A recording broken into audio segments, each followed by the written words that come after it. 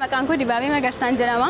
Abbaa Malkaa keessatti immoo taatee dursittaan taphadhee achi keessaa warra durbaa keessaa jechuudha shamarran keessaa. Ilma koo jilba kee gattee deemee.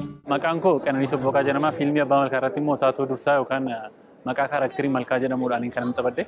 Abbaa Malkaa fiilmii afaan Oromoo garee barattootaa fi barsiisota akaadamii Abbaa Lataatiin dhiyaatedha. Dilbata darbe bakka daawwattoonni danuun argamanitti kan eebbifame daawwiif dhiyaate fiilmiin kun sinima afaan Oromoo keessatti waan hedduu kan fooyyessedha jedha.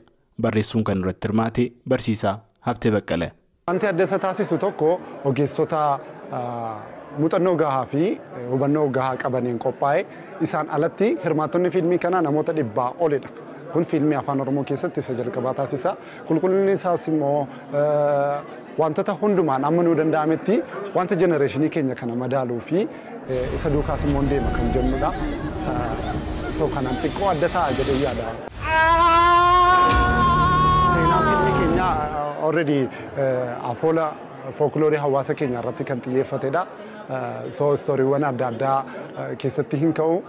Yoomessi isaa bara 1970moota keessadha. Bakki isaa ispeesikaalii gara wancii kanatti waraabbisaa taasisne garuu wantoota achi fakkeessan yookiin immoo achi ta'uu isaanii kan eeruun laatan fiilmii irratti hin jiru. Qananii Sobboqaa fiilmii kana gubbaatti taatoo hangafaa gama dhiiraatiin Dibaabee Magarsaas gama shamarraniitiin fiilmii kana irratti hirmaatan. Fiilmiin Abbaa Malkaa anaan gara addunyaa aartiitti reefuu waan na fidedha. Malee kanaan dura aartii keessan turre dheessuu nan danda'a.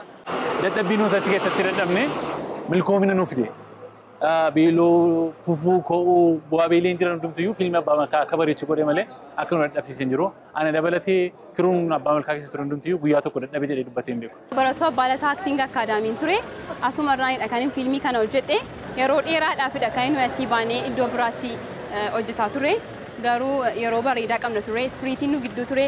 Kiruun achi keessa turan kiruu baay'ee ariifidha. Nuufiyyuu akka yeroo jalqabaan turre. Muuxannoo waliif firaa akkas akkasiidha. Namoota achi keessa turanis namoota ciccimoo waan turanii fi qaala gammachuu haala namatti toluun xumurre. Egaa aartii Oromoo ta'ellee chaalenjii wanti hin dhabne hin jiru. Garuu chaalenjii himuurra chaalenjicha sana cabsanii dhufanii immoo milkaa'inaan kana hojjenne jedhanii uummata gammachiisuun immoo danqaawwan nuti darbine sanaaf dhimma guddaa goone akka nuti naasofne nu taasisa. Fiilmii Abbaa Malkaa dilbata darbe galma tiyaatiraa biyyaalessaa Itoophiyaatti eebbifamee agarsiifames daawwattoonni danuun irratti argamanii galmis guutee jira. Barsiisaa Habtee Baqqalee kanatti danuu gammannee jedha. Nama tokkoon dheebuu aartiiti. Lamaffaa kaayyoo mana barumsichaa fi manni barumsaa kunis immoo hawaasa keenya bira karaa toora sooshaal miidiyaatiin hawaasa bira qaqqabaa tureera. Hojiin keenya, hojiin barattoonni keenya hojjetanii wantoota nuti hojjennu piroofaayiliin keenya kanaan dura hawaasa biratti fudhatummaa waan argateef daawwataan illee nu amanee dhufe. Nu amanee dhufe akkuma argite galmi guutee ibin walakkaan ofirra deebi'anii sokkan. Iddoon galmii nuti qabnuu fi haalli namootni itti dhufanii humnaa ol waan ta'eef jechuudha. Qulqullina akkasitiin kan hojjetamu fiilmiin afaan Oromoo muraasadha.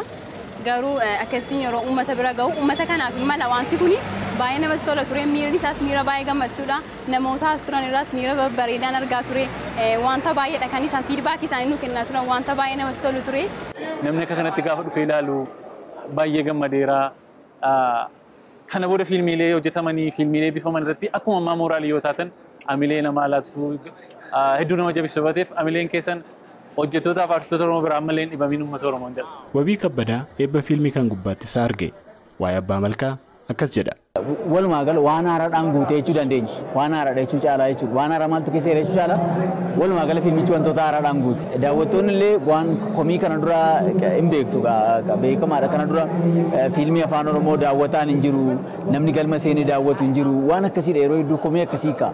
Garuu yoo itti dhimmanii hojjetan cabsanii akkuma nuun kana dura jennu waan mi'aa waan dhamdhama foolii gaarii fageenyarraa nama harkisuu danda'u yoo hojjetan akkuma nuun irraa agarre sadarkaa itti oodeensiin yookaan daawwataan bakka taa'u dhabee dhaabbatee fiilmii ilaalu irra geenyee jechuudha. Finfinneetti sanuu hiriira galma kana seenuuf daandii irra ture ija kaameeraa keessanii bu'eera dheen yaada.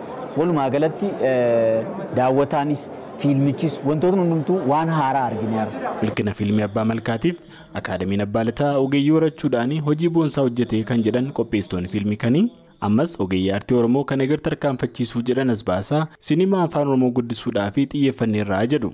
Dargaggoo Leencoo Fiqiruu Qanaa hundeessaa Akaadamii Abbaa Lataa akkasumas immoo fiilmii Abbaa Malkaa kan qopheessee dhiyeesse isadha. Gara fuulduraattis kaayyoon keenya kanumaadha jechuudha. Ijoollee hin barsiifnaa, hin hojjechiifnaa, isinii kenninaa, hin barsiifnaa, hin hojjechiifnaa, isinii kenninaa. Zan namoota barateen addunyaan fiilmii industirii afaan Oromoo akka guutuudha kaayyoon keenya. Nama dhuunfaadhaan eegallee yoo nageenye irraa imagine without any sponsor kan muuvii kana hojjenne mana barumsaa kana asiin geenye rakkoon qabu nuun warra sababa himatee hojii dhaabu miti. Garuu kana booddee qaamoleen mootummaa, miti mootummaa, hayyoonni, abbootii qabeenyaa yoo nu cina dhaabbatanii na amanaa fiilmii afaan Oromoo gaanfa Afrikaatti guddaa gochuu dandeenya. Qindeessitoonni akka jedhanitti fiilmiin Abbaa Malkaa sagantaadhaan guutuu biyyaa fi bakkeewwan filatamootti armaan duuba kan agarsiifamu ta'a. Jilba kee gatteen deemi. Gabaasa Sagalee Ameerikaaf Galmoo Daawit Finfinneerra.